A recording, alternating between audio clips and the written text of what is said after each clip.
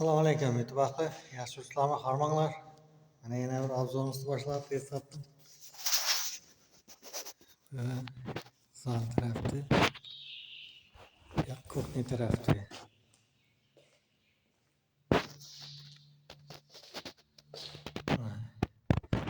Bu desatimizning plani ham arqa desat bilan bir xil. Rasmlarni boshqacha etishga harakat etdik. Birda yarim rasmlar bir xil biroq.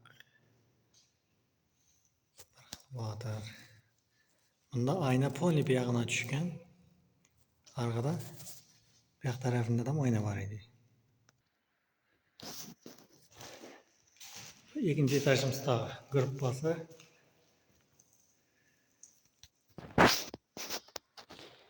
Sevetçioğlu'damız. Sevetçioğlu'da desatımız. Sevetçioğlu. Sevetçioğlu'da desat. Sevetçioğlu'ya kirib ketadigan yo'l.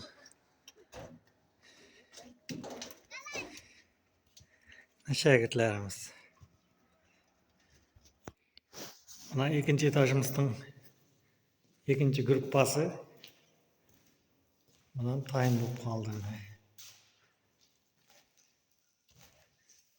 Shogirdlarimiz kelib turibdi. Jasur. Ne ikinci shogirdimiz mana ikkovlash qadar ishlari bular ham.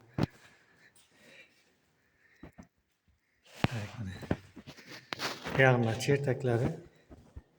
çertaklarni obzor etdim endi. Çertakları. Bu desatımız ham açılışga az qoldi. Ham meri bitib qoldi почти.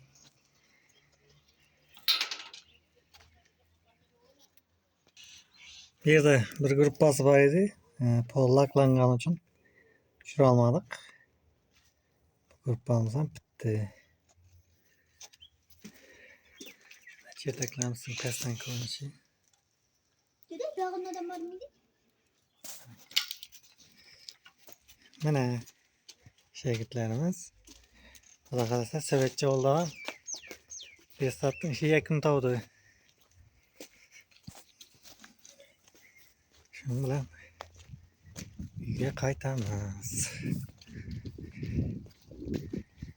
Desatimizning sirtqi ko'rinishi, fasad ko'rinishi. Xudo xolasa shu yerda kichkina bolalar o'ynab uxlayadi.